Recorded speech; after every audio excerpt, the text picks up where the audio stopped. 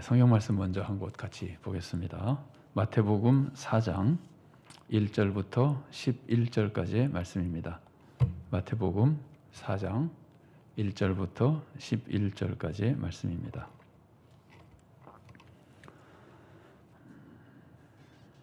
제가 봉독해 드리겠습니다. 그때 예수께서 성령에게 이끌려 마귀에게 시험을 받으러 광야로 가사 40일을 밤낮으로 금식하신 후에 줄이신지라.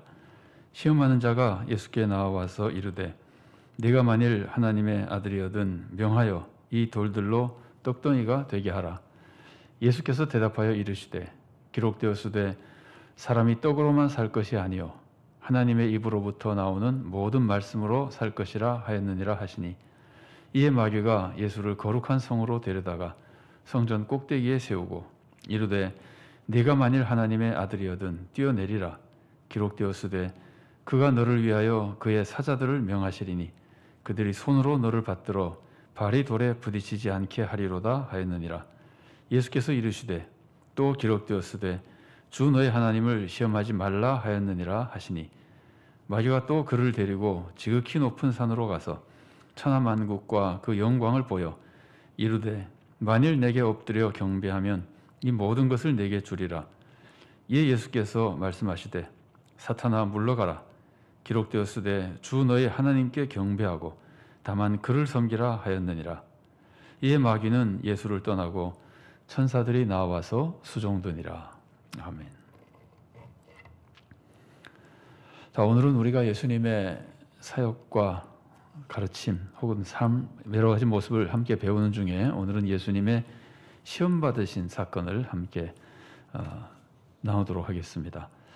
자, 오늘 본문의 내용, 예수님의 시험 받으시는 것을 우리가 살펴보기 위해서 우리가 배경을 먼저 잠깐만 살펴보면은, 지금까지 예수님이 지금 오늘 성령님에게 이끌려서 광야에서 마귀에게 시험을 받으시잖아요. 그러니까 시험 받으시기 전에 마태복음이 무엇을 우리들에게 가르쳐 주는지 그걸 알아야 이 본문을 잘 이해할 수 있으니까, 또 예수님의 생애는 여기까지 올 때 어떤 일이 있었는지 성경이 가르쳐 주는 내용들을 기본적으로 살펴보면은, 마태복음은 처음에 예수님의 족보에 대해서 알려주죠. 예수님의 족보에 대해서 알려주는 것은 예수님의 정체성을 알려주는 겁니다. 예수님은 구약에서 예언된 대로 하나님의 뜻에 따라 세상에 오신 메시아다. 족보를 통해서 알려주는 것은 하나님께서 예언해 주신 바로 그 메시아가 예수님이라 하는 것을 우리들이 알려주고, 예수님 탄생하시죠. 예수님이 탄생하신 사건을 마태복음은, 우리가 왜 지금 마태복음 얘기를 하냐면은 오늘 읽은 말씀이 마태복음 4장에 나오는 예수님의 시험 받으신 기사잖아요. 그러니까 마태복음 앞에서 설명된 것을 잘 알아야 이 기사의 내용을 잘 이해할 수 있는 겁니다. 자, 그래서 마태복음을 보면은 족보가 나오고 예수님의 탄생이 나오는데, 예수님의 탄생에서 마태복음이 특별히 강조해서 보여주는 것은 동정녀 탄생입니다. 동정녀 마리아에게서 예수님이 나십니다. 이 동정녀 탄생 기사는 마태복음과 누가복음에만 나옵니다. 마가복음과 요한복음은 그건 기록하지 않습니다. 왜냐하면 그거 말고 다른 방법으로 예수님이 하나님의 아들이라는 걸 보여주기 때문입니다. 마태복음은 그것을 통해서 보여줍니다. 동정녀 마리아에게서 탄생하신 모습을 가지고 예수님은 하나님의 아들이시라는 것을 보여주죠. 그리고 이제 예수님이 탄생하셨을 때 동방박사가 찾아온 것을 보여줍니다. 그걸 통해서 예수님은 왕이시라는 걸 강조해서 보여주는 겁니다. 근데 보통 왕이 아니고 이방에서 학자들까지 지혜자들까지 찾아와서 경배할 만한 왕이시다. 그러니까 온 세상의 왕이시라는 것을 이런 기사들을 통해서 보여줍니다. 그런데 이제 박해를 받으시죠. 헤롯이 죽이려고 그래서 애국으로 피난 가셨다가 다시 오셔서는 나사렛에 가서 사신다. 이런 예수님의 모습이 나오고, 그 다음에는 3장에서 예수님이 세례받으신 모습이 나왔습니다. 예수님의 세례받으신 모습 우리가 지난주에 살펴봤었는데, 예수님이 세례받으셨을 때의 모습 중에서 특이한 것 하나는 예수님이 세례받고 올라오실 때 성령님이 강림하시죠. 성자 예수님이 세례를 받으시고 성령님이 강림하시고 하늘에서 소리가 나서, 소리가 하늘에서 나서 이는 내 사랑하는 아들이다. 성부 하나님의 모습이 뭐랄까요, 그 말씀이 들리게 됩니다. 그래서 이제 삼일체 하나님의 사역의 모습이 나타난다고 볼 수도 있는데, 이 예수님의 세례 받으신 모습을 성령님이 임하시고 하늘에서 소리가 나고, 그래서 이 모습을 많은 사람들이 예수님이 드디어 메시아의 본격적인 사역을 시작하시는 것이라고 이제 해석을 하고 성경이 그렇게 보여주는 것 같습니다. 그래서 학자들 중에는 이것을 메시아로 즉위하신 것이다, 뭐 이렇게 즉위하신 것을 상징적으로 보여준다, 이렇게 얘기하기도 합니다. 자, 그럼 마태복음을 읽을 때 예수님이 세례 받으신 것까지 다 읽고 나면은 사람들이 무엇을 기대하게 될까요? 마태복음을 읽으면서 예수님이 족보가 나오고 동정의 탄생이 나오고 그 다음에 예수님께서는 세례 받으시고 세례 받으실 때 성령님이 임하시고 이런 모습을 쭉 보면은 사람들이 이제는 예수님께서 예언된 대로 약속된 대로 마태복음에서도 죄에서 구원할 분이라고 해서 예수라는 이름을 주고요, 임마누엘이라는 설명도 해주죠. 그리고 이미 구약에서 또 예언된 메시아라는 것도 보여줬죠. 그러니까 드디어 예수님이 본격적인 구원 사역을 하실 것이다. 사람들은 다 마태복음을 읽으면은 자연히 그렇게 기대하게 됩니다. 그리고 예수님의 이 구원 사역에 함께 하시면서 역사하시는 분이 누굽니까? 성령님이시죠. 성령님이 임하셨잖아요. 세례 받으실 때. 그러니까 성령님이 임하셔서 이제 예수님은 성령님의 역사와 함께 본격적인 세상을 구원하시는 그 구원 사역을 이루어 가실 것이다. 이제 이렇게 생각할 수 있는 겁니다.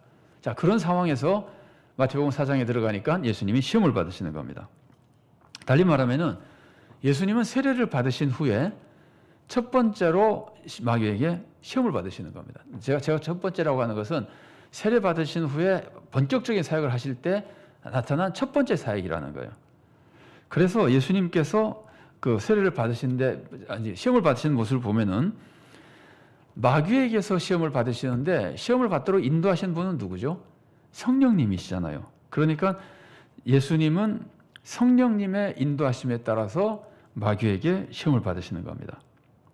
근데 이렇게 봤을 때 예수님이 시험 받으신 것을 우리가 어떻게 이해하는 게 좋겠느냐 하면은 예수님의 시험 받으신 것은 예수님이 시험까지 다 받으신 후에 준비가 완전히 끝나서 그 다음에 본격적으로 구원 사역을 하셨다고 보는 것보다는 뭐 그렇게 보는 분도 있고 그렇게 볼 수도 있을 겁니다만은 자 보세요. 세례 받으셨죠?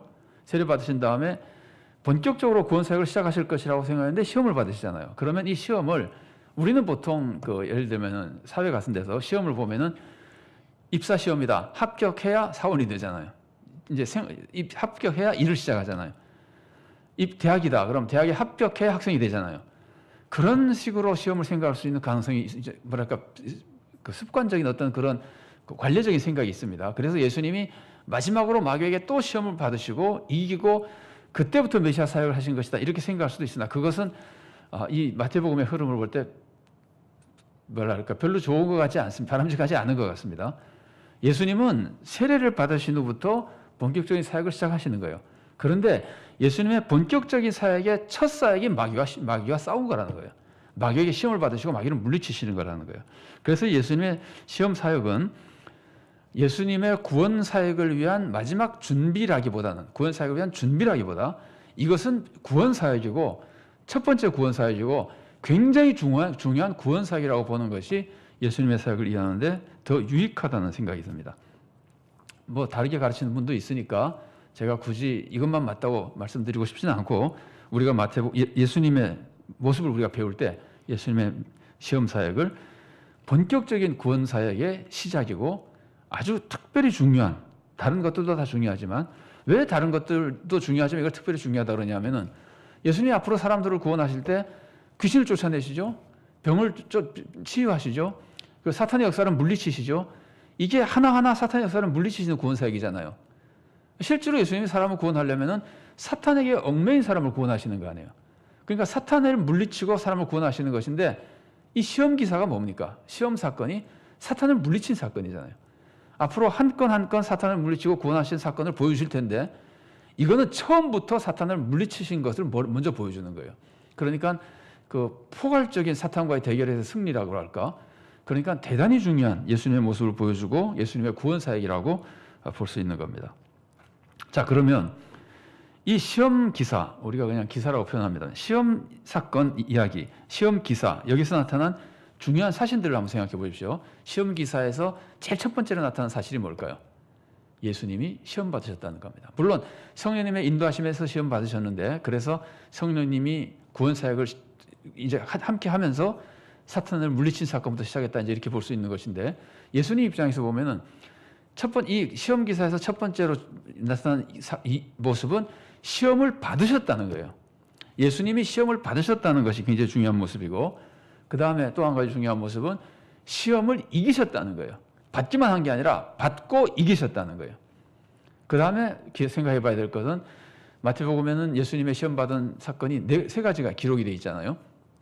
그러니까 예수님이 받은 세 가지 시험의 내용과 예수님이 그 시험을 이기신 방법, 이런 것들이 이 시험 기사에서 우리가 배워야 될 중요한 모습입니다. 첫 번째는 시험을 받으셨다는 사실, 시험에서 이기셨다는 사실, 그리고 세 가지 시험의 모습들, 그리고 이기신 방법들, 이런 것들이 중요한 우리가 배워야 될 모습들입니다.